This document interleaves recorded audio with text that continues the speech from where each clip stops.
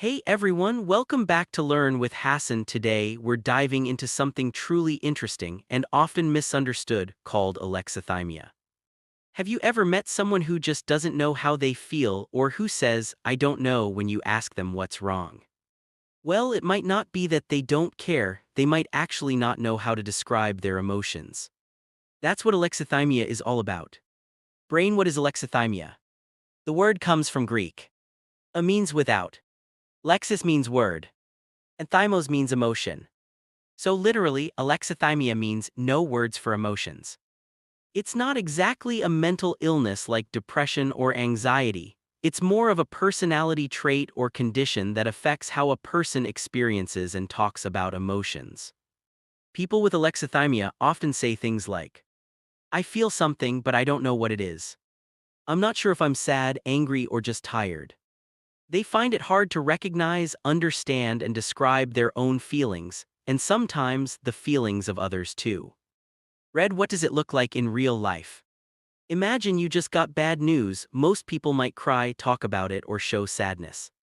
But someone with alexithymia might just go quiet, feel physically tense, or even act like nothing happened. They may seem emotionally distant or cold, struggle to talk about feelings, focus on facts or logic instead of emotions, say they feel fine all the time, have trouble connecting deeply with others. But here's the thing, it's not that they don't have emotions. They do, they just can't process or express them clearly. Jigsaw types of alexithymia. Psychologists usually describe two main types. Primary alexithymia, this type seems to be biological or genetic. People might be born with this trait and it tends to stay stable throughout life. Secondary alexithymia, this one develops after trauma or stress. For example, someone who's gone through emotional neglect or abuse might unconsciously learn to shut down their emotions as a form of protection. Gear, what causes alexithymia? There's no single cause, but here are some possible ones. Genetic factors, some people are naturally less emotionally expressive. Childhood experiences, growing up in an environment where feelings weren't talked about or were punished. Trauma, emotional or physical trauma can disconnect people from their emotions. Brain differences, research shows that areas like the anterior cingulate cortex and insula, parts of the brain that handle emotion awareness, may work differently.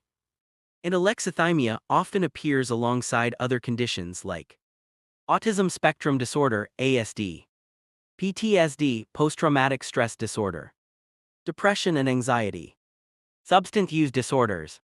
Male, how it affects relationships. This condition can make relationships really challenging. Partners, friends, or family might feel that the person is distant or uncaring, when really they just don't know how to show what they feel. For example, a partner might want comfort, but the alexithymic person doesn't know what to say. They might ignore emotional conversations or shut down when things get intense. They might even confuse emotions with physical sensations, like thinking, my chest feels tight, instead of realizing I'm anxious. Magnifying glass tilted left, how it's diagnosed. Alexithymia isn't officially a disorder in the DSM-5, so doctors don't diagnose it like depression. However, psychologists often use a test called the Toronto Alexithymia Scale (TAS-20). It's a self-report questionnaire that helps measure how much difficulty someone has in identifying and describing emotions. A clinical interview or therapy sessions can also reveal emotional awareness patterns. Speech balloon, can it be treated? There's no quick cure, but people can learn to understand and express their emotions better with time and therapy. Here are some approaches that help. Psychotherapy, especially cognitive behavioral therapy, CBT, and emotion-focused therapy. Mindfulness training, learning to notice bodily sensations and label them as emotions.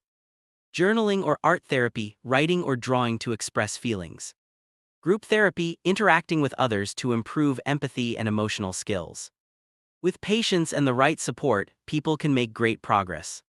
Seedling, can you outgrow alexithymia? If it's secondary, caused by trauma or stress, yes, improvement is very possible. With therapy, emotional awareness grows over time.